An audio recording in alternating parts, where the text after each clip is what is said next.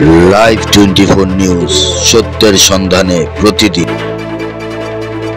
নারায়ণগঞ্জ জেলা রূপগঞ্জের প্রাণ জননেতা মুস্তাফিজুর রহমান দীপু ভূঁইয়া এমনটাই ব্যক্ত করেছেন মুরাপাড়া যুবদলের সাধারণ সম্পাদক মোহাম্মদ ওবায়দুল হোসেন রকি। নারায়ণগঞ্জ রূপগঞ্জে বাংলাদেশ জাতীয়তাবাদী দল বিএনপির প্রাণ জননেতা মুস্তাফিজুর রহমান দীপু ভূঁইয়া দুর্দিনের কাণ্ডারি, বিএনপির শহীদ জিয়াউর রহমানের আদর্শের ধারক দেশনেত্রী বেগম খালেদা জিয়া ও তারেক রহমানের আস্থাভাজন রাজপথের লড়াকু সৈনিক, যিনি ছিলেন স্বৈরাচারী ফ্যাসিস্ট হাসিনা সরকারের আতঙ্ক।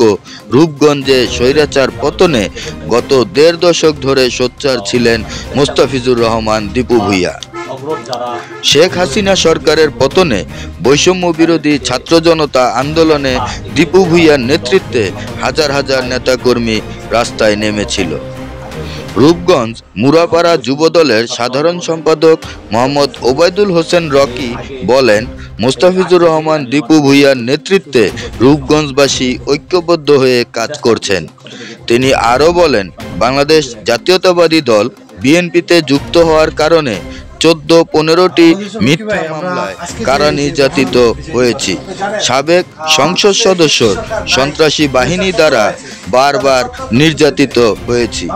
৫ই আগস্টের পর দীপু ভূঁইয়ার নির্দেশে রূপগঞ্জ উপজেলা বিএনপির অঙ্গ সংগঠনের নেতাকর্মীরা সন্ত্রাস, চাঁদাবাজ, মাদক, নৈরাজ্য ও ভূমিদস্যুতা মুক্ত রাখার জন্য ঐক্যবদ্ধ হয়ে কাজ করছি।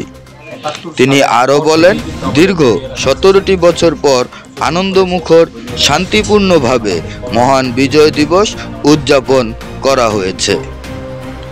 নারায়ণগঞ্জ রূপগঞ্জ থেকে মুশফিকুর রহমান। সেনাপ্রধান সেনা জীবন থেকে রাজনৈতিক জীবনে পদার্পণ ৭ই নভেম্বর সিপাহী জনতা বিপ্লবের পর থেকে ওনার যে রাজনৈতিক জীবনের শুরু, এরপর থেকে এই দেশের দিকে ওনারা এই বৃহৎ রাষ্ট্রটি আমাদের কিন্তু আর শোষণ করতে পারেনি। ঠিক একটা সময় তারাই আমাদের এই নেতাকে, তাদের ইন্ধনেই আমাদের নেতাকে তারা শহীদ করে এবং তারা ভেবেছিল যে শহীদ প্রেসিডেন্ট জিয়াউর রহমানকে মেরে ফেললেই হয়তো জাতীয়তাবাদী আদর্শের সৈনিকরা মরে যাবে এবং বাংলাদেশকে সবসময় একটি কলোনির রাষ্ট্র হিসাবে তারা ব্যবহার করবে। কিন্তু তারা জানে না, শহীদ প্রেসিডেন্ট জিয়াউর রহমানের আদর্শের সৈনিকরা এখনো লক্ষ কোটি ভাই আমরা জীবিত। আমরা যতদিন বাংলাদেশে জীবিত থাকবো, এই বাংলাদেশের নাম জাতীয়তাবাদী সৈনিকরা যতদিন জীবিত থাকবে, তারেক রহমানের সৈনিকরা যতদিন জীবিত থাকবে, ইনশাল্লাহ এই ইন্ডিয়া কখনোই আমাদের বাংলাদেশকে দমিয়ে রাখতে পারবে না। আমরা একটু পিছনের দিকে যাচ্ছি, সেটা বিগত ১৭টি বছর আসলে আপনারা অমানবিক নির্যাতনের শিকার হয়েছেন। মামলা, নির্যাতন, জেল জুলুম, মানে বাড়িঘরে হামলা পর্যন্ত হয়েছে। আসলে এখান থেকে বেরিয়ে আগামী সুন্দর, সমৃদ্ধ, একটি সুন্দর পরিচ্ছন্ন বাংলাদেশ গড়ার জন্য আপনারা জাতীয়তাবাদের আদর্শ সৈনিক যারা, কি ধরনের ভূমিকা রাখবেন এই রূপগঞ্জে? আসলে আমি যদি আমার ব্যক্তিগত বিষয়টাও বলি, আমি এই ১৬-১৭ বছরের এই রাজনৈতিক জীবনে আমি মুরাপাড়া ইউনিয়নের সর্বাধিক মামলার আসামি। আমার প্রায় ১৪টা রাজনৈতিক মামলা। আমি এই পর্যন্ত ৫ বার জেলে কারাবরণ করেছি এবং বৈষম্য বিরোধী ছাত্র আন্দোলন মাঝের একটা সময় কিন্তু একটু স্থিমিত হয়েছে। ঠিক ২৪ তারিখে আমি এলাকার বাইরে ছিলাম, আমার একটু জরুরি কাজ ছিল ১০-২০ মিনিটের জন্য আমি যখন বাসায় আসি, তখনই আমি আমার এই ৩ গাড়ি হাইস ডিবি আইসা আমাকে অ্যারেস্ট করে নিয়ে যায়। তো ওই দিন আমাকে এমন একটা জায়গায় নিয়ে গেছিল বা এমন ভয় দেখানোর চেষ্টা করছিল। আমি আল্লাহ পাক আমার হয়তো জাতীয়তাবাদী আদর্শে বিশ্বাসী থেকে এইরকম সাহসটা আমাকে আল্লাহ পাক দিয়েছিল। আমি বলেছিলাম, যদি মেরে ফেলেন তো মেরে ফেলেন, কিন্তু যদি যতবার জেলে দেন আবার জেল থেকে আসে, এই জাতীয়তাবাদী দলের ঝান্ডা হাতে আমি রাস্তায় নামব। আমি বিগতবারও জেল খেটেছি, এইবারও খাটবো। আর এই জালিমের জুলুম আল্লাহ পাক সইবে না, ইনশাল্লাহ এই দেশ স্বাধীন হবে। এরপরে কারাবরণ করে আমি ৬ তারিখ সন্ধ্যায় আমি নারায়ণগঞ্জ কারাগার থেকে ছাড়া পাই।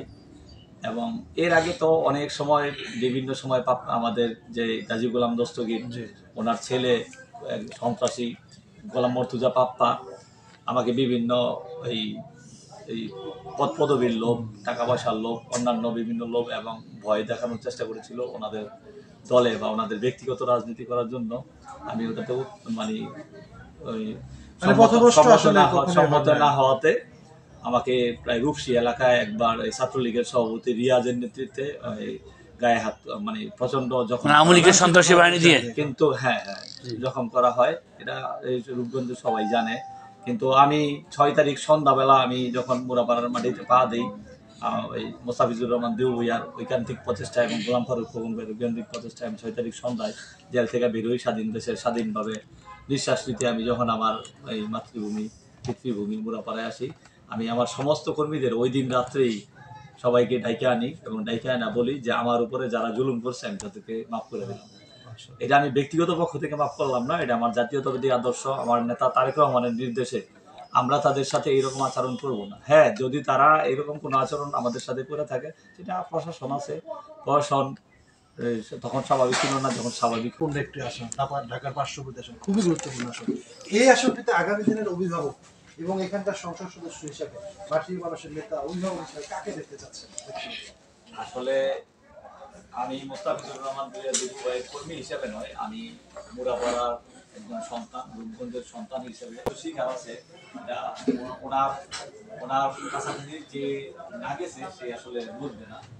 তো আমি মনে করি রূপগঞ্জবাসী ওনারা আমাদের রূপগঞ্জে একটা পারিবারিক ঐতিহ্য সম্পন্ন ফ্যামিলি। ওনারা আমাদের একটা সময় রূপগঞ্জে মিল ইন্ডাস্ট্রি, এখন আপনারা যত দেখতেছেন এত কিন্তু ছিল না।